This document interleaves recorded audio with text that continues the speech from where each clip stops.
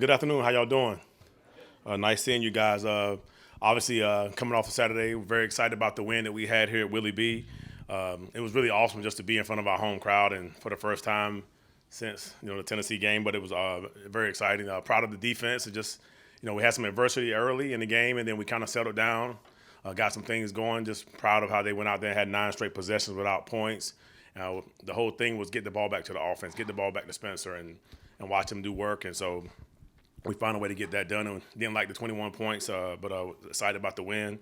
The guys are thrilled this weekend for our challenge and opportunity to go to Athens and play some football on Saturday. And looking forward to this weekend. Any questions? Clayton, Jalen's in there for Nick, but when Nick eventually comes back, do you look at Jalen at other spots? Is he strictly more a backup at that point? Can you kind of move him around when Nick comes back? Yes, everything's collective back there with those guys, and we're trying our best to be as versatile as possible with most of our guys. Nick and DQ can move around. Jalen's probably trying to, everybody's different. He'd probably be stuck in one position. I know you faced Brock Bowers a couple times already, but what's kind of the challenge in trying to cover a guy like that? Yep. He's a weapon. I love to tip my hat when guys have put in the work to improve their game, and he's actually gotten better on some things from a line of scrimmage standpoint. He's still dangerous with the football. We got to do a great job of rallying and make sure we got a body on him, make sure he's not running down the field, able to build up his speed and make sure we keep a body around him. He's a great player.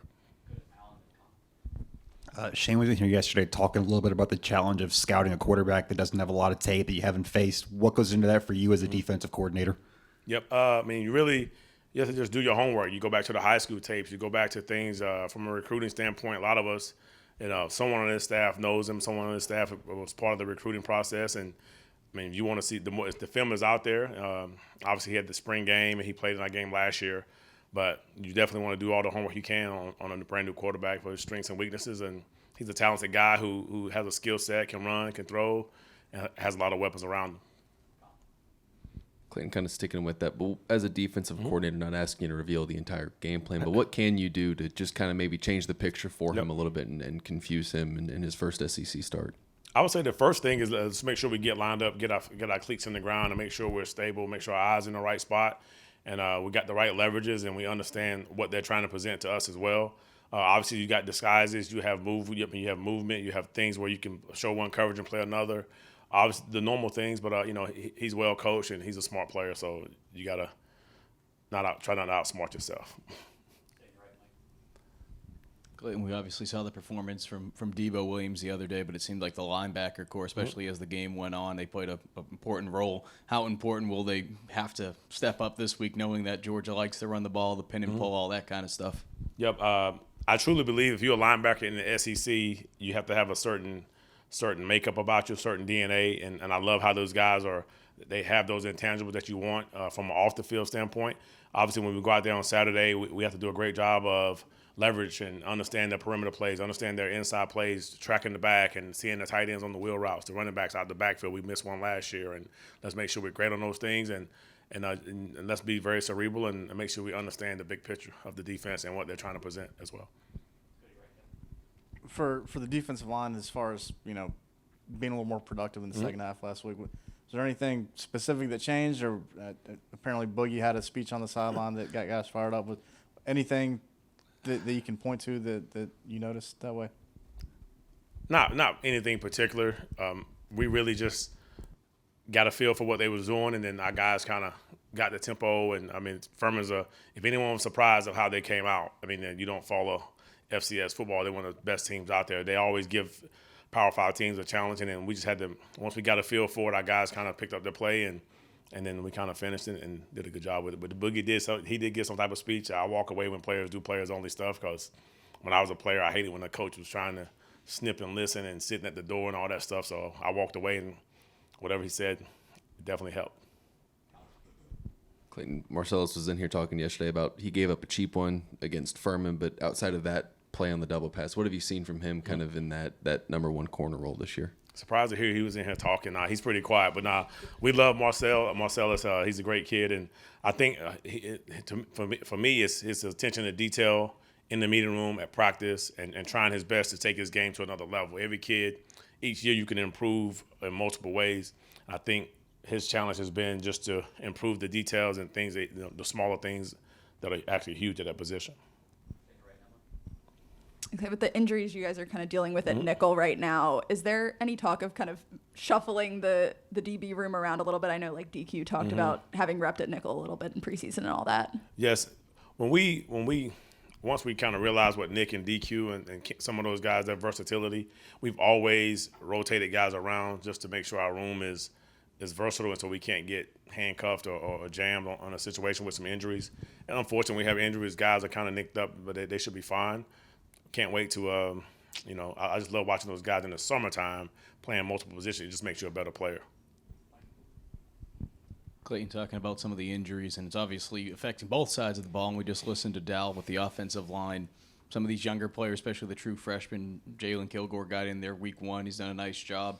Pup's coming along. What can you tell us about some of these freshmen and just where they're at right now as they head into week 3 and they've been able to get some game experience and practices under their belt? I can see those guys getting better every single day, and just how we practice. They're getting more reps. They're seeing formations better. They're seeing motions better, and they're seeing the things that in high school it just may be simple formation, one defense, no checks, very little motion. But here is things a little bit faster. Everybody's a lot better, so I think they're getting a lot more used to the competition and just the speed of the game. Sticking with Jalen specifically, what is it about him that made him ready to play immediately in week 1? Really, our player personnel guy, Taylor Edwards, always speak on the guys who are physically ready to play. Those are the ones that you have to just throw out there, and they're going to make mistakes. And Jalen Kilgore was a freshman that came in. He was almost 200 pounds, so he did a lot of lifting, a lot of stuff in his high school to where he's physically ready to play, just like Pup. The guys are physically ready to play. Are they there from an IQ standpoint? They're grinding at it, yes. But to me, the main thing that he's physically able to tackle another human being by himself. So that makes it very, very easy to play early. Coach Beamer had a lot of high praise the other night for Kwan Banks. What have you seen from him as he's developed in his second year here? Yep.